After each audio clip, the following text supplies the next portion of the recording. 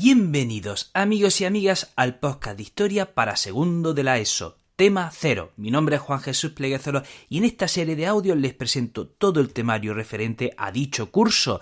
Antes de dejarles con el tema de hoy, dos recordatorios muy importantes. Este audio está extraído de mi podcast principal, Historia con el móvil, por lo tanto, si te gusta, puedes pasarte por el otro podcast que encontrarás otro montón de audios muy interesantes.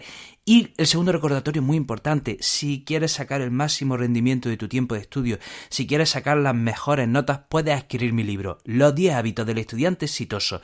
Te dejo el enlace en las notas del programa. Sin más dilación, te dejo con el tema de hoy y espero que lo disfrutes. Bueno, vamos a hablar del Imperio Romano, un tema muy importante. El Imperio Romano, junto con Grecia, configuran lo que llamamos la cultura clásica y es el germen de lo que hoy es la civilización occidental.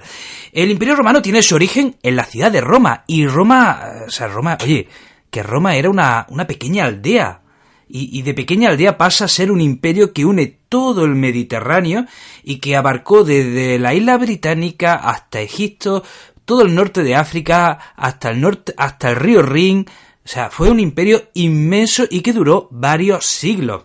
Roma está en la península itálica y la península itálica es un terreno muy montañoso. Por eso había determinados puntos estratégicos a lo largo de la península que eran muy importantes para el comercio. Y uno de ellos era Roma, esta pequeña aldea que estaba a la orilla del río Tíber y que en principio era una zona muy pantanosa. Esta pequeña aldea tenía al norte un pueblo, que eran los etruscos, y tenía otro pueblo al sur de la península, que eran los griegos. Por eso, Roma, desde sus inicios, estuvo en contacto con la cultura helénica. Su origen, el origen mítico, habla de Roma, de la fundación de Roma en el año 753 a.C. por Rómulo, aunque sabemos que había poblamientos de antes. Roma está fundada en 7 colinas y la más antigua es el Monte Palatino. Entonces, en esta primera etapa de Roma hablamos de esta etapa como una monarquía. Y aquí tenemos reyes que son semilegendarios. No sabemos muy bien si existieron de verdad, porque aquí se confunde el mito con la historia. Los primeros reyes de Roma, el primero es Rómulo, que gobierna del 753 al 715, y luego tenemos otro rey que es Numo Pompilio, Tulio Hostilio y Anco Marcio. ¿Qué sucede? Que después de Anco Marcio llegan los etruscos, toman Roma y entonces establecen a sus propios reyes. Y tenemos a 3 reyes etruscos: Tarquino Prisco, Servio Tulio y Tarquino el Soberbio. Este es el último rey de Roma. Tarquino el Soberbio en el 509 es destronado por un señor que se llama Bruto. Entonces, la primera época de Roma decimos que es la monarquía. Y la siguiente época decimos que es la república. Después de la caída de la monarquía se establece un régimen republicano. En este régimen republicano había 3 instituciones que eran las que gobernaban la ciudad. Unas son las asambleas populares, que había muchos tipos de asambleas. Estaban las asambleas centuriadas, curiadas, plebeyas, de manera que los ciudadanos, según perteneciesen a un grupo social u otro, se reunían en una asamblea u otra. Tenemos entonces los magistrados. ¿Quiénes eran los magistrados? Los magistrados eran como el gobierno. Teníamos un magistrado que era el pretor, que se encargaba de la justicia. Otro magistrado que era el edil, que se encargaba, digamos, de lo que por entonces podía ser la policía. Tenemos otro magistrado que era el cuestor, que se encargaba de las finanzas. Tenemos otro que es excepcional, que es el dictador, que era solo para situaciones de emergencia. Tenemos el tribuno de la plebe, que defendía, pues, a los plebeyos. Y el más importante de los magistrados eran el cónsul, que tenía el poder militar y que se solían nombrar a 2 cónsules. Entonces, hemos hablado de la asamblea, de las asambleas populares, hemos hablado de los magistrados y ahora tenemos que hablar del Senado. El Senado estaba compuesto por las familias más influyentes de Roma y se dedicaban a asesorar a los magistrados y a disponer leyes. Entonces, instituciones de la República en Roma. Tenemos las asambleas populares, los magistrados y el Senado. ¿Y cómo se llamaba este sistema? ¿Qué siglas tenían este sistema? Te pregunto, ¿qué siglas definían este sistema republicano? Pues esto lo habréis visto siempre que veáis algo de Roma. Las siglas son SPQR. ¿Qué significa eso? Senatus Populusque Romanus, lo que en español significa Senado y Pueblo Romano. ¿De acuerdo? Esas eran las instituciones que gobernaban la República. Tenemos que decir que había dos clases sociales principales. Una eran los patricios, que eran las familias que descendían de los primeros pobladores, y eran la oligarquía. Eran la oligarquía y tenían privilegios. Y luego estaban los plebeyos, que eran los ciudadanos de segunda clase, que no tenían poder político, pero que tenían que pagar impuestos, tenían que ir a la guerra. Y empieza un enfrentamiento entre ellos y consiguen la igualdad en el siglo III a.C. Vamos a hablar de la política exterior durante la República. Bueno, pues primer paso que hace Roma, unificar toda la península itálica. Y muy bien, cuando ya han unificado toda la península itálica, pues oye, Roma va para adelante, se está haciendo fuerte. Y también quieren ocupar no solo la península itálica, sino las islas adyacentes, como puede ser, por ejemplo, Sicilia. ¿Qué pasa? Que Sicilia ya estaba ocupada por un gigante que estaba en el Mediterráneo. ¿Qué imperio, qué pueblo estaba ocupando el Mediterráneo occidental? Los cartagineses, que eran herederos de los fenicios. Los cartagineses eran herederos de los fenicios, un pueblo comerciante, y se habían establecido en la actual Túnez. Y desde ese lugar, que es la actual Túnez, que ellos llamaban Cartago, fueron ocupando pues más o menos lo que es el Mediterráneo occidental, y entre otras cosas ocuparon la isla de Sicilia. Entonces, ¿qué pasa? Que los romanos querían Sicilia, así que se enfrentaron a los cartagineses, y aquí empieza la primera guerra púnica, del 264 al 241. Ganan este primer asalto, lo ganan los romanos. Pero se produce un segundo asalto que llaman también Segunda Guerra Púnica, del 218 al 202. Y atención, ¿qué hacen los cartagineses? Atacan a los romanos por donde menos se lo esperaban. Aníbal, este general cartaginés, cruzó la península ibérica, y desde el norte cruzó la península ibérica, cruzó los Pirineos, cruzó los Alpes, y desde el norte atacó a los romanos, y era pues por donde menos se le esperaba, y lo atacó con elefantes, y casi llega hasta Roma. Los romanos, ¿dónde contraatacan? Contraatacan en la península ibérica. Y atención, aquí vienen los romanos a la península ibérica, año 200, a partir del 218, los romanos llegan a la península ibérica, en principio, para enfrentarse a los cartagineses. ¿Y qué hacen los romanos y los cartagineses? Se pelean, usan la península ibérica como un ring. Y cartagineses y romanos en la península ibérica les dicen a los distintos pueblos íberos: vente conmigo que yo te voy a liberar del enemigo y conmigo vas a estar bien. Entonces usan a los pueblos íberos como peones. ¿Quién gana este segundo asalto? Lo vuelve a ganar Roma. ¿Y qué hacen los romanos ya que estaban en la península ibérica? Pues ocuparla entera. Y empiezan a ocupar toda la península ibérica, a someter a todos los pueblos íberos, exceptuando a los últimos que les costó más someter, que son los pueblos vascos, cántabros y astures. Entonces, hemos dicho, Primera Guerra Púnica, ganan los romanos, Segunda Guerra Púnica, ganan los romanos, parecía que Cartago estaba ya destrozado, pues no, pasan 50 años, y en el año 149 Cartago se recupera milagrosamente, y de nuevo le hace frente al Imperio Romano, y aquí Roma dice, se acabó. Y un senador en Roma pronuncia esa frase que dice, Cartago delenda est, es decir, Cartago debe ser destruida, y los romanos dicen, ya, hagámoslo bien. No solo vencieron a los cartagineses, sino que fueron a la ciudad de Cartago, la incendiaron durante varias semanas, la pisotearon, la machacaron, y cuando ya no quedaba nada, echaron sal sobre la ciudad para que nunca más esa ciudad se recuperase. Bueno, ya es que no había ni ciudad. Esto pasa en el Mediterráneo occidental. ¿Y en el Mediterráneo oriental? Bueno, pues en el Mediterráneo oriental se están librando las guerras macedónicas, que terminarían con esos estados herederos del Imperio alejandrino, y bueno, y esas guerras macedónicas terminan definitivamente con la batalla de Pydna en el año 668 a.C., que de nuevo ganan los romanos, y ya se les queda todo el Mediterráneo oriental abierto a la ocupación. De manera que en el siglo II a.C., pues mira, Roma ya había ocupado todo el Mediterráneo, excepto, atención, el Egipto, que lo será en tiempos de Cleopatra, de la que ahora hablaremos. Bueno, ¿qué sucede en Roma? Que todas estas conquistas, toda esta afluencia de riqueza a la ciudad empieza a crear problemas por ver quién gestiona esa riqueza. Entonces empieza a haber guerra entre facciones. Por un lado teníamos la facción de los populares, que representaban al pueblo y la dirigía Mario, y tenemos la facción de los senatoriales, es decir, la familia rica, y la representaba Sila, y hay una guerra entre Mario y Sila que empieza a sangrar los territorios del imperio. ¿Qué pasa? Que ante el caos se recurre a un triunvirato, es decir, darle el poder a 3 personas, y que este triunvirato pusiese orden en todo el caos que estaba cundiendo en el imperio. ¿Quién componía ese triunvirato? César, Pompeyo y Craso. En estas que César, siendo parte de ese triunvirato, va a la Galia para ampliar el territorio del Imperio Romano, y lo consigue, protagoniza nuevas conquistas para el Imperio Romano.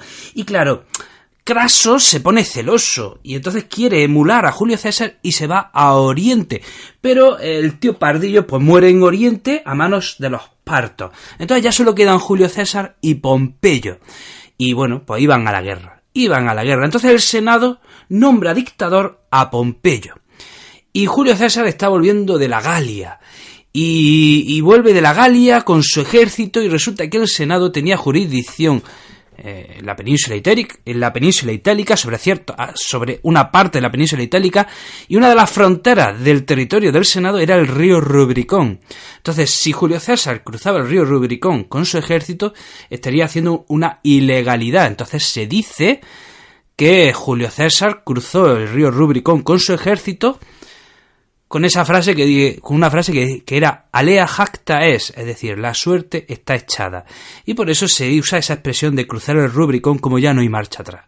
Si lo cruza, ya no hay vuelta atrás y hay que ir hacia adelante. Entonces, César vence a Pompeyo, y Pompeyo se refugia, se larga al Mediterráneo Oriental y se va a Egipto, que era un país satélite de Roma. Y allí, pues bueno, ¿qué hace el rey de Egipto? Pues estaba compinchado con Julio César, y el rey de Egipto va y se carga a Pompeyo. Entonces, ¿qué pasa? Que en estas que Julio César va a Egipto, y bueno, pasaba que el rey de Egipto tenía una hermana con la que no se llevaba muy bien. ¿Y qué hizo esta hermana? Una tal Cleopatra. Pues se metió en la alcoba de Julio César, lo sedujo, y Julio César pues derrocó al rey de Egipto y puso a Cleopatra. Vuelve Julio César a Roma victorioso, con todo el poder, y bueno, empieza a gobernar el imperio, y con muy buen criterio, con muy buenas ideas, con muy buenos proyectos, pero llega un punto en el que quiere reinstaurar la monarquía, se proclama dictador vitalicio, y aquí es cuando ya dicen basta, y hay una conspiración para derrocarlo, entre la que se encontraba su hijo adoptivo Bruto. Y se dice que dijo esa frase cuando moría: tú también, Bruto. Y este asesinato ocurre en el 44 a.C. ¿Qué pasa? Que otra vez Roma está dividida, y entonces está por un lado el Senado, que ha tomado el poder, y por otro lado otros generales que les hacen frente al Senado. Y esos generales que le hacen frente al Senado forman otro triunvirato. Tenemos a Marco Antonio, Lépido y Octavio César. Estos son los 3 generales que le hacen frente al Senado y que acaban venciendo al Senado. Entonces, ¿qué pasa? Cuando estos 3 generales han vencido al Senado, ¿qué hacen? Empiezan a guerrear entre sí, y el primero en caer es Lépido. Y de nuevo tenemos lo que pasó entre César y Pompeyo, se repite ahora entre Marco Antonio y Octavio. Marco Antonio marcha a Oriente y se va a un país, a que no adivinéis a qué país de Oriente se va. Efectivamente se va a Egipto, y allí, se encuentra con Cleopatra y se enamora de Cleopatra. Y atención, Marco Antonio repudia a su esposa para estar con Cleopatra. ¿Pero quién era su esposa?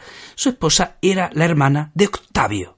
O sea, repudia a su esposa, hermana de Octavio, para estar con Cleopatra. ¿Qué hace entonces Octavio? Le declara la guerra a Marco Antonio, y va a Egipto y derrota a Marco Antonio. Y bueno, cuando Marco Antonio y Cleopatra están vencidos, ¿qué hacen los dos?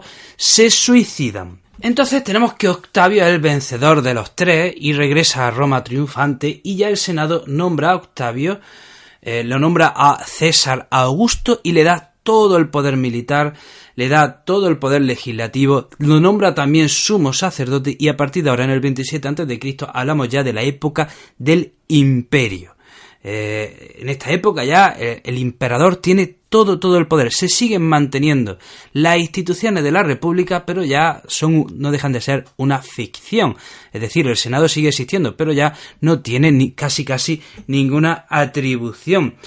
Entonces, con el emperador Octavio Augusto se inaugura la dinastía Julio-Claudia. El emperador Octavio Augusto, por cierto, tenemos que decir que estuvo en Hispania pacificando la península ibérica y sofocando las últimas revueltas que había en la península ibérica, que estaban al norte. Estamos hablando de los pueblos cántabros, vascos y astur, que se seguían rebelando contra el emperador.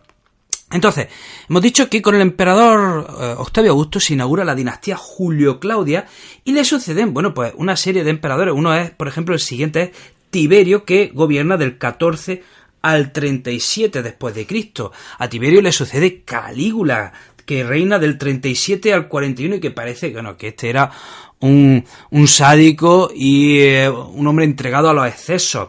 Y ya saben cómo se arreglaban las cosas en Roma, que había un dirigente que gobernaba mal, pues se le mataba. Entonces eso se le hizo a Calígula, se le asesinó y nombraron a su tío emperador. Estamos hablando de Claudio, que gobierna del 41 al 54. Se decía que era un gobernante sabio, que era un gobernante justo. Bajo su época se llega a Britania, pero tiene mala suerte con su esposa. Por ejemplo, la tercera esposa era una ninfómana que le engaña con media corte y que por lo visto frecuentaba los prostíbulos de la ciudad. Cuando el emperador se entera, la manda ejecutar. Y con la cuarta esposa, pues atención, la cuarta esposa, que se llamaba Agripina, ¿qué hizo la cuarta esposa? Lo envenena. La cuarta esposa envenena a Claudio. ¿Para qué? Para facilitar la sucesión en su hijo Nerón, que manda del año 54 al año 68 y que probablemente se ha ganado el título de emperador más zumbado de la historia. Es difícil distinguir qué es ficción y qué es historiografía, porque sobre Nerón se ha escrito mucho. Por ejemplo, el debate sobre si incendió Roma o no. Se dice que no incendió Roma, pero yo digo una cosa: no incendió Roma. Ahora, en el espacio que quedó después del incendio se construyó un palacio. A mí que me digan que no incendió Roma, pero hombre, lo de construirse un palacio en el lugar donde se habían incendiado las casas, yo qué sé. El caso es que dicen los historiadores ahora que no la incendió. Entonces, si la mayoría dice eso, pues nosotros les creemos. ¿Qué más destaca de Nerón? Pues que se presentaba a sí mismo como músico y artista, iba a concursos que solía ganar, y también como hombre loco absolutamente que estaba, pues resulta que mató a su esposa y también mató a su madre. ¿Y cómo acaba Nerón? Pues acaba suicidándose. Tras la muerte de Nerón, tenemos un año donde se suceden varios generales, y luego tenemos la dinastía Flavia con Vespasiano, famoso por empezar la construcción del Coliseo. Le sucede Tito en el año 79, que es quien conquista y arrasa Jerusalén. Luego le sucede Domiciano, que este hombre era otro tirano que acaba siendo asesinado. Y tenemos que decir que durante la dinastía Flavia, pues Roma se expande por Próximo Oriente, se consolida su presencia en Britania, establece un limes, es decir, un límite entre los pueblos bárbaros. Y con el asesinato de Domiciano llegamos a la dinastía Antonina. Tenemos el primer emperador en Nerva del 96 al 98, y atención, en el año 98 llega Trajano, un español. Este hombre nació en Itálica y se dice que probablemente este sea el mejor gobernante del Imperio Romano. Él fue quien después de mucho tiempo retoma las conquistas y vuelve a expandir el imperio. Le sucede un familiar suyo, que es Adriano, también nacido en la península ibérica. Ojo, profundamente enamorado de Antino, que se ahogó en un lago, su amante, y lo quiso tanto, y quedó tan tocado después de que su amante se ahogase en un lago, que construyó esculturas de su querido Antino y las difundió por todo el imperio. Qué historia, qué historia de amor. Luego tenemos a Antonio Pío, luego tenemos a Marco Aurelio, y el final de la dinastía antonina es un tal Cómodo, otro famoso que también estaba un poco tocado de la cabeza, que celebraba combate de gladiadores en el que él mismo participaba. Este se ha hecho famoso porque aparece en la película de Gladiator. Entonces, a la muerte de Cómodo, en el año 192, que por cierto también es asesinado, como no, empieza un interregno donde se suceden varios emperadores. Entonces tenemos a Septimio Severo, tenemos a Caracalla, en el año 211, llega a Caracalla, y este es famoso porque da la ciudadanía romana a todo el imperio. Luego tenemos a Heliogábalo, tenemos también a Alejandro Severo. La cosa se está poniendo ya bastante fea, se está poniendo bastante mal, el imperio empieza a venirse un poco abajo, el lujo ha trastocado a los dirigentes, empieza a haber corrupción, los pueblos bárbaros empiezan a hostigar por el norte, y del año 235 al 289 empieza un periodo que se le llama la anarquía. Empieza un periodo de anarquía militar donde se suceden, 39 emperadores en 50 años. 39 emperadores, por supuesto. ¿Cómo llegaba uno al poder? Pues matando al antecesor.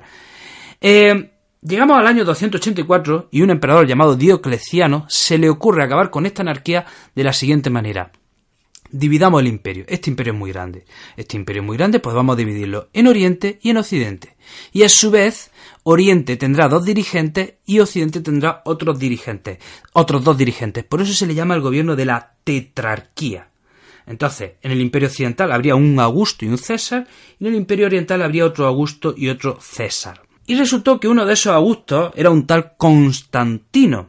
¿Qué hizo este Constantino? Pues le hizo la guerra a los otros 3 dirigentes porque quería todo el poder.